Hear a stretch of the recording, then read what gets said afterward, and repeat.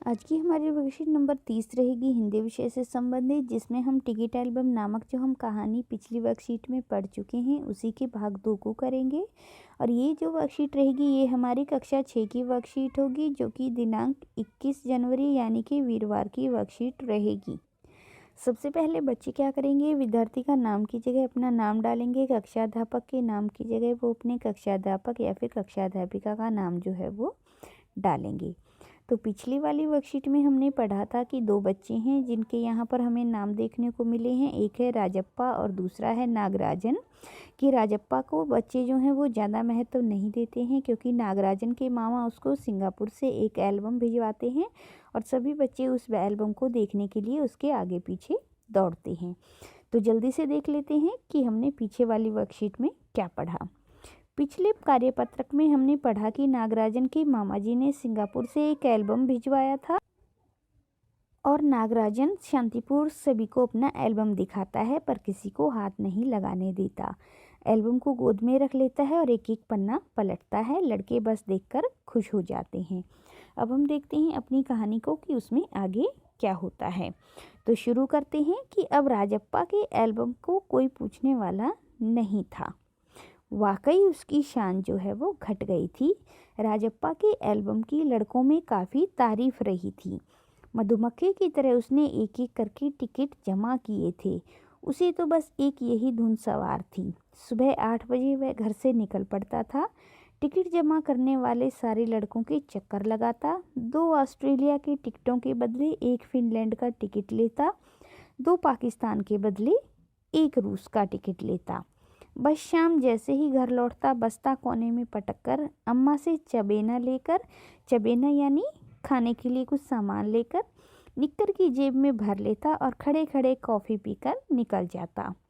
4 मील दूर अपने दोस्त के घर से कनाडा का टिकट लेने पगडंडियों से होकर भागता। स्कूल भर में उसका एल्बम सबसे बड़ा था। पगडंडियाँ होती हैं कच्चा रास्ता। सरपंच के लड़के ने उसे एल्बम को 25 रुपये में खरीदना चाहा था, पर राजप्पा नहीं माना। घमंडी कहीं का, राजप्पा बड़बड़ाया था। फिर उसने तीखा जवाब दिया था, तुम्हारे घर में जो प्यारी बच्ची है ना, उसे दे दो न 30 रुपये में। सारे लड़के ठहाका मारकर हंस पड़े थे, पर अब कोई उसके एल्बम की बात तक नहीं करता। और तो और अब सब उसके एल्बम की तुलना नागराजन के एल्बम से करने लगे हैं। सब कहते हैं राजप्पा का एल्बम फिसड्डी है। फिसड्डी मीन्स कि वो नागराजन के एल्बम के आगे कुछ भी नहीं है। तो इस प्रकार से हमने देखा कि राजप्पा जो है वो उसका एल्बम किससे संबंधित है, डाक टिकटों से संबंधित है, जिसमें वो दूसरी देशों की डाक टिकट जो है अपने दोस्तों से इकट्ठी करता है और बदले में उनको किसी दूसरे देश की टिकटें देता है। और एक बार ऐसा होता है कि गांव का जो सरपंच है उसका लड़का उससे उसके उस एल्बम को 25 रुपये में ख़रीदना चाहता है। तो राजप्पा गुस्से से उसको मना कर देता है और सभी बच्चे जो हैं उसकी इन बातों पर कभी हंसा करते थे, लेकिन नागराज का एल्बम आने के बाद उन्होंने उस पर ध्यान देना भी बंद कर दिया है। और अब सभी बच्चों को ये लगता है कि राजप्पा का एल्बम जो है वो किसी भी लायक नहीं है। उन्हें लगता है कि नागराजन का जो एल्बम है वो सबसे अच्छा है। अब हम देखते हैं कि ऊपर दी गई जानकारी के आधार पर हमसे कौन कौन से प्रश्न पूछे गए हैं। तो सबसे पहले हम देखते हैं कि निम्नलिखित प्रश्नों के उत्तर दीजिए। पहला जो प्रश्न है उसमें बोला गया है कि राजप्पा के टिकट एल्बम में किस किस देश के टिकट हैं। तो हम देख लेते हैं कि किस किस देश के टिकट हैं। कि उसके कलेक्शन में जो है वो ऑस्ट्रेलिया, फिनलैंड, पाकिस्तान और रूस जो हैं वो इन सभी कंट्रीज़ के टिकट उसकी एल्बम में हैं। तो इनको आप यहाँ पर लिख लीजिए कि राजप्पा के टिकट एल्बम में ऑस्ट्रेलिया, फिनलैंड, पाकिस्तान और रूस के टिकट हैं। तो यहाँ पर ऑस्ट्रेलिया, पाकिस्तान, रूस और फिनलैंड के यहाँ पर उसके एल्बम में टिकट हमें देखने को मिलते हैं। अब हम देखते हैं कि हमसे दूसरा प्रश्न जो है वो क्या पूछा गया है।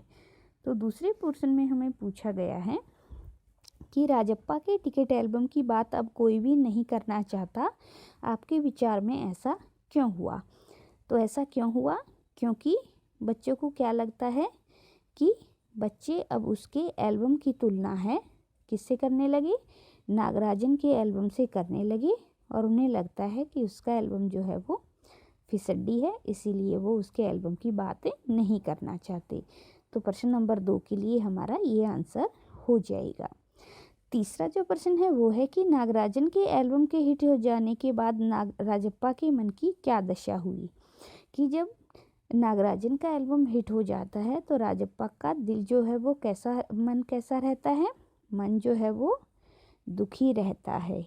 और ऐसा किस लिए है, क्योंकि बच्चे जो है वो उसकी अब इतनी ज़्यादा परवाह नहीं करते और सभी जो है वो नागराजन के पीछे पीछे भागते हैं।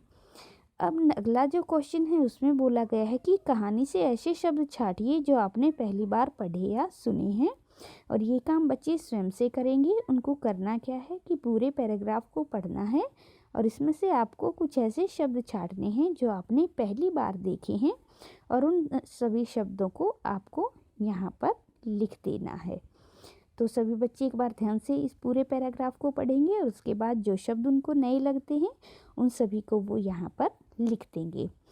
अगला जो हमें क्वेश्चन पूछा गया है वो है कि कक्षा के बाकी विद्यार्थी स्वयं एल्बम क्यों नहीं बनाते थे, वे राजप्पा और नागराजन के एल्बम के दर्शक मात्र क्यों रह जाते हैं, अपने मित्र या भाई बहन से बातचीत कर लिखिए। तो हमें पता है कि जब भी कोई ऐसा काम करता है तो वो अपने शौक में करता है, तो बाकी बच्चों को शायद शौक नहीं था, इसीलिए वो क्या था, अपना एल्बम नहीं बनाते थे और वो राजप्पा और नागराजन के एल्बम को ही देखकर खुश होते रहते थे। जबकि जो नागराजन है और जो राजप्पा है उन दोनों को एल्बम बनाने का और टिकट इकट्ठा करने का बहुत अधिक शौक था, और यही एक वजह हो सकती है जिसको हम यहाँ पर मान सकते हैं कि वो उनके बनाए हुए एल्बम को देखकर ही खुश हो जाते थे। तो इस तरीके से हमारी वर्कशीट यहाँ पर कंप्लीट होती है और अंत में हमें दिया गया है कोविड के संदर्भ में उचित व्यवहार संबंधी संदेश, और इसके अनुसार हमें नियमित रूप से अपने हाथों को साबुन और पानी से धोना चाहिए यदि हम खुद को कोविड-19 से बचाना चाहते हैं। और इस चैनल को सब्सक्राइब कर लीजिए ताकि आपको आगे आने वाले वीडियो का नोटिफिकेशन सबसे पहले मिल जाए।